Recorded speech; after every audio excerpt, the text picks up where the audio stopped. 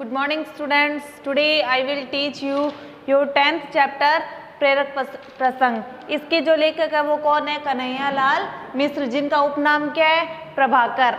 ठीक है, इनका जन्म हुआ था 1906 उत्तर प्रदेश में।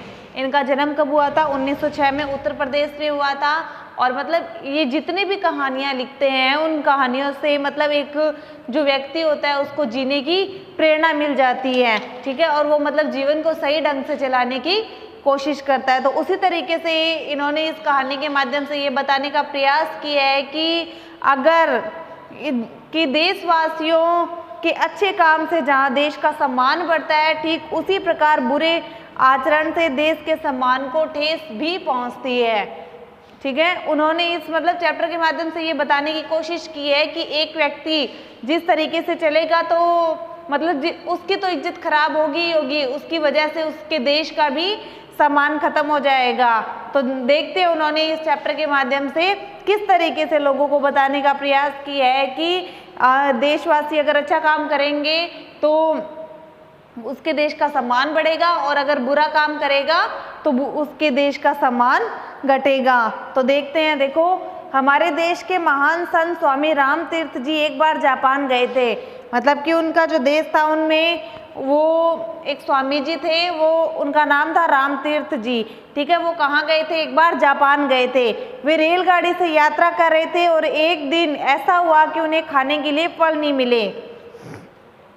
वो किस में यात्रा कर रहे थे? वो रेलगाड़ी में यात्रा कर रहे थे और एक दिन मतलब ऐसी सिचुएशन आ गई कि उन्हें खाने के लिए फल नहीं मिले। उन दिनों फल ही उनका भोजन था। मतलब कि उन दिनों वो क्या करते थे? सिर्फ भोजन के रूप में किसको ग्रहण करते थे? सिर्फ फलों को ही ग्रहण करते थे, वो और कुछ नहीं खाते थे। एक दिन उनकी गाड़ी स्टेशन पर ठहरी, वहाँ भी उन्होंने फलों की खोज की किंतु उन्हें फल नहीं मिले। उनके मुंह से ये शब्द निकला कि जापान में शायद अच्छे फल नहीं मिलते। एक जापानी युवक था, वो प्लेटफॉर्म पर खड़ा हुआ था। उसने ये शब्द सुन लिए और सुनते ही वह भागा और कहीं दूर से एक टोकरी ताजे फल ले आया। मतलब कि जब उनकी गाड़ी स्टेशन पर रुकी तो उनके मुंह से ये शब्द, उनके मुंह से क्या निकल गया कि शायद जापान में अच्छे फल नहीं मिलते। तो वही जो एक वो प्लेटफॉर्म होता है उसके ऊपर वो एक जापानी युवक खड़ा होता है, वो ये बात सुन लेता है। ठीक है, और वो यह बात सुनते ही कहीं दूर से एक टोकरी फलों की भरकर ले आता है और वो उसने वे फल स्वामी राम तीर्थ जी को भेंट किए और कहा कि लीजिए, आपको फलों की जरूरत थी। मतलब कि वो टोकरी भर के फलों की ले आता है और राम तीर्थ जी को दे देता है कि ये लीजिए, आपको फलों की जरूरत थी। स्वामी जी ने समझा कि यह कोई फल बेचने वाला है। उन्होंने उससे फलों के दाम पूछे पर उसने दाम लेने से इनकार कर दिया। जब वो फलों की टोकरी लेकर आया तो स्वामी जी ने क्या सोचा कि ये कोई फल बेचने वाला ही है। तो उसने क्या किया, स्वामी जी ने उस युवक से क्या कहा कि चलो बताओ इसके कितने दाम देने हैं। तब वो युवक क्या कहता है कि आप इनका मूल्य अगर देना ही चाहते हैं तो मुझसे ये वादा कीजिए कि अपने देश में जाकर ये मत कहिएगा कि जापान में अच्छे फल नहीं मिलते। ठीक है, मतलब कि जो वो राम तीर्थ जी महाराज थे उन्होंने क्या कहा कि मैं तुम्हें इन फलों के दाम देना चाहता हूँ तो तुम फलों के दाम बताओ। तब वो जो व्यक्ति होता है, जो जापानी युवक होता है, वो कोई फल बेचने वाला नहीं होता है। तो वो क्या कहता है महाराज को कि अगर आप सच में मुझे इसकी कीमत देना चाहते हैं तो मुझसे ये वादा कीजिए कि आप अपने देश में जाकर ये मत कहिएगा कि जापान में अच्छे फल नहीं मिलते, क्योंकि अगर आप ये कहोगे तो मेरे देश का सम्मान है वो कम हो जाएगा और मैं अपने देश का सम्मान कभी भी कम नहीं होने देना चाहता। स्वामी जी युवक का यह उत्तर सुनकर मुग्ध हो गए। उस युवक ने अपने इस कार्य से अपने देश का गौरव जाने न दिया बल्कि और बढ़ा दिया। जब उस जापानी युवक ने इतनी बड़ी बात बोली थी तो उसने जापानी युवक ने क्या काम किया था? अपने देश का गौरव और बढ़ा लिया था। उसने वो फल लाकर क्यों दिए थे उनको? क्योंकि वह अपने देश की इज्जत को खराब नहीं करने देना चाहता था। इस गौरव की ऊंचाई का अनुमान दूसरी घटना सुनकर ही पूरी तरीके से लगाया जा सकता है कि किसी देश का एक युवक जापान में शिक्षा लेने आया। एक दिन वह सरकारी पुस्तकालय से कोई पुस्तक पढ़ने के लिए आया।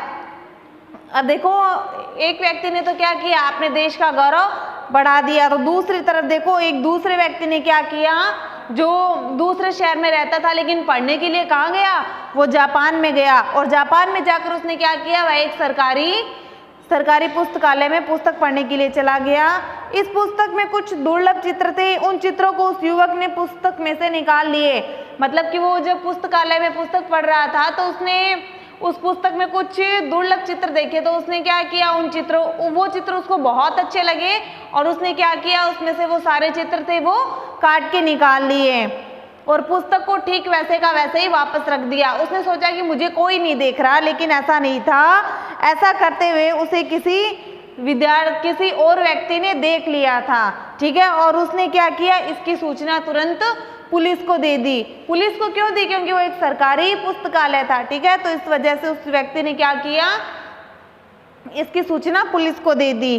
पुलिस ने तलाशी लेकर वे चित्र उस छात्र के कमरे में से बरामद किए और उस छात्र को जापान से निकाल दिया।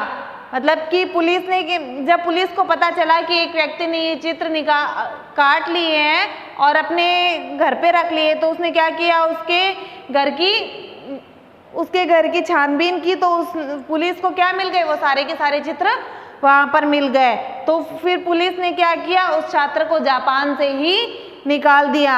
अपराधी को दंड मिलना ही चाहिए, पर मामला यहीं तक नहीं रुका और पुस्तकालय के बोर्ड पर लिख दिया गया कि पुस्तकालय में इस छात्र का प्रवेश तो वर्जित है ही, उसके साथ देश के निवासियों का भी यहाँ प्रवेश करना वर्जित है। मतलब कि जो पुलिस वाले थे वो क्या कहते थे कि ये अपराधी है और इसको दंड अवश्य मिलना चाहिए, तो पुलिस वालों ने क्या किया, उस व्यक्ति को जापान से ही निकाल दिया और पुस्तकालय के बाहर एक बोर्ड पर लगवा दिया कि उस व्यक्ति का इसमें आना मना है, वह यहाँ पर नहीं आ सकता। और उसके साथ साथ ही वह जिस देश का है उस देश के निवासी भी इस पुस्तकालय में नहीं आ सकते। यहाँ एक युवक ने अपने देश का सिर ऊंचा किया था, तो वहीं दूसरे युवक ने अपने काम से अपने देश के मस्तक पर कलंक का ऐसा टीका लगाया जो न जाने कितने वर्षों तक संसार की आंखों में उसे लज्जित करता रहेगा। मतलब कि एक जापानी युवक था, उसने तो फलों के दाम न लेकर बल्कि संत को ये कहलवाकर अपने देश का गौरव ऊंचा किया कि आप अपने देश में जाकर ये मत कहना कि जापान में अच्छे फल नहीं मिलते। और दूसरे व्यक्ति ने क्या किया, दूसरा व्यक्ति अपने देश में रहता था लेकिन अपने देश से वह कहाँ चला गया था, जापान में पढ़ने के लिए चला गया था। तो उसने क्या किया, जापान में जाकर अपने देश का नाम था वो कलंकित कर दिया, ठीक है, मतलब उसका नाम तो कलंकित हुआ, साथ साथ में उसके देश का भी नाम कलंकित हुआ। इसीलिए तो कहते हैं कि अगर कोई व्यक्ति कुछ बुरा काम करता है तो सिर्फ उस पे ही इस चीज़ का इफेक्ट नहीं पड़ता, बल्कि उसके घर वालों पे भी इफेक्ट पड़ता है और घर वालों के साथ साथ पूरे देश के ऊपर भी इस चीज़ का फर्क पड़ता है। हम यह समझ लें कि हमारी हीनता और श्रेष्ठता का संबंध देश की हीनता और श्रेष्ठता से जुड़ा हुआ है। जब हम कोई हीन या बुरा काम करते हैं तो हमारे माथे पर ही कलंक का टीका नहीं लगता, बल्कि हमारे देश का सिर भी नीचा होता है और उसकी प्रतिष्ठा भी गिरती है। और जब हम कोई श्रेष्ठ काम करते हैं, जब हम कोई अच्छा काम करते हैं तो हमारा सिर ऊंचा होता है, हमारे घर वालों का होता है और उसके साथ साथ किसका होता है, पूरे देश का सिर ऊंचा होता है। इसीलिए हमें ऐसा कोई भी काम नहीं करना चाहिए जिससे हमारी प्रतिष्ठा पर, हमारे घर वालों की प्रतिष्ठा पर या हमारे देश की प्रतिष्ठा पर कोई आँच आए। क्या आप चलती रेलों में, मुसाफिर खानों में, क्लबों में, चौपालों में, मोटर बसों में कभी ऐसी चर्चा करते हैं कि हमारे देश में यह नहीं हो रहा, वह हो रहा है? मोस्ट ऑफ हम ऐसे ही करते हैं कि हमारे देश में ये काम नहीं हो रहा, बल्कि उस देश में तो ये काम हो रहा है, हमारे देश में भी ऐसा काम होना चाहिए। मोस्ट ऑफ ऐसे होता है, हम सब मिलके ऐसी बातें करते हैं। अपने देश की कंपेरिजन किसके साथ करते हैं? दूसरे देश के साथ करते रहते हैं। हम क्या सोचते हैं कि हाँ हमारे यहाँ ऐसी गड़बड़ चल रही है लेकिन वहाँ ऐसी गड़बड़ नहीं चल रही, लेकिन कभी क्या सोचते हैं कि उस देश में ऐसी गड़बड़ नहीं चल रही, बल्कि उस देश में ऐसी गड़बड़ चल रही है लेकिन हमारे देश में ऐसा कुछ नहीं है, हमारा देश एकदम शांत है। उस देश में ये परेशानी है, हमारे देश में ये परेशानी नहीं है, ये सोचकर हम बहुत ज़्यादा खुश भी हो जाते हैं कभी कभी। साथ ही क्या आप अपने देश की तुलना अन्य देश के साथ करते हैं कि कौन सा श्रेष्ठ है? मतलब हम ये भी तो सोचते हैं, कभी कभी ये कहते हैं ना कि हमारा देश तो कुछ भी नहीं है, बल्कि वो देश है वो सबसे बेस्ट है, और कभी कभी कहते हैं कि नहीं वो बाकी देश कुछ नहीं है बल्कि हमारा देश है वो सबसे श्रेष्ठ है। मतलब हम अपने देश की कंपेयर किसके साथ करते हैं, दूसरे देश के साथ में करने लग जाते हैं। यदि हाँ, तब आपको चिंता होगी कि देश की प्रतिष्ठा को बनाए रखने के लिए हमें क्या करना चाहिए। अगर हम सोचते हैं कि हमारा देश अच्छा नहीं है, दूसरा देश अच्छा है, तो हम फिर क्या सोचते हैं कि हमें हमारे देश को बेस्ट बनाने के लिए हमें कुछ ऐसा काम करना चाहिए ताकि हमारे देश का गौरव और ज़्यादा बढ़ जाए। फिर देखो, क्या आप कभी केला खाकर छिलका रास्ते में फेंकते हैं, अपने घर का कूड़ा बाहर फेंकते हैं, अपशब्दों का प्रयोग करते हैं, या इधर उधर की बातें लगाते हैं, या अपने घर दफ्तर गली को गंदा रखते हैं, होटलों धर्मशालाओं या दूसरे स्थानों में जीने के कोने में थूकते हैं, या उत्सवों मेलों रेलों खेलों में ठेलम ठेल करते हैं, या निमंत्रित होने पर विलंब से पहुंचते हैं, या वचन देकर भी घर आने वालों से समय पर नहीं मिलते। इसी तरह शिष्ट व्यवहार के विरुद्ध आचरण करते हैं।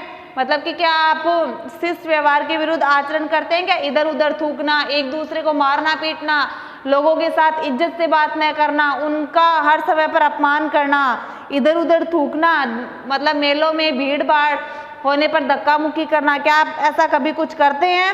यदि आपका उत्तर हाँ है तो आपके द्वारा देश के सम्मान को भयंकर आघात लग रहा है। अगर आप ऐसा कुछ कर रहे हो तो क्या हो रहा है, इससे आपके देश को भयंकर आघात लग रहा है, आपके देश की जो संस्कृति है उसको गहरी चोट पहुंच रही है। तो आप लोगों को ऐसा कुछ नहीं करना चाहिए, बल्कि आप लोगों को ऐसा काम करना चाहिए जिससे आपके देश का गौरव बढ़े, उसकी संस्कृति पर कोई भी आंच ना आए, उसको कोई भी चोट ना पहुंचे।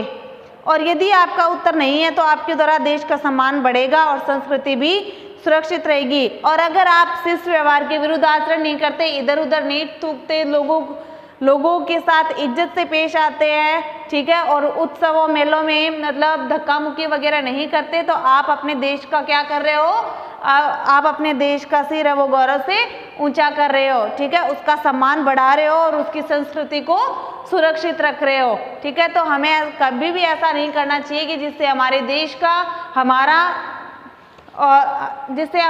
हमारे देश का या किसी और का भी सर नीचा हो। हमें हमेशा अपने देश के लिए एक अच्छा ही काम करना चाहिए ताकि हमारे देश का नाम है वो सबसे ऊंचा रहे। Is that clear? आपका चैप्टर है वो कंप्लीट हो चुका है। So note down your homework, do word meaning in your notebook and find question answer. Okay, thank you.